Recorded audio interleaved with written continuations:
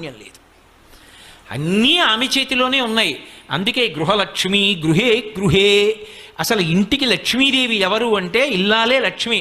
అందుకే పీటల మీదకి వెళ్ళినప్పుడు పెళ్లి కొడుకు నడిచి వెళ్ళిపోతాడు, పెళ్లి కూతురు నడిచి రాదు, పద్మంలో కూర్చోబెట్టి తీసుకొస్తారు. ఎందుకంటే ఆయన లక్ష్మి, ఆమె నడిచి రాకూడదు, మేనమామలు ఎత్తి తీసుకొస్తారు.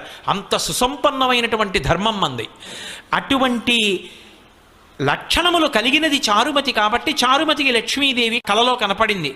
అమ్మా, నువ్వు పతి శుశ్రూష చేయడంలో రమించిపోయేటటువంటి లక్షణం ఉన్నదానివి. పైగా కళావతి సావిదుషి సతతం మంజుభాషిణి చారుమతి లక్షణాలు చెప్పారు. ఆవిడ కళావతి, కళలో ప్రవేశం ఉంది.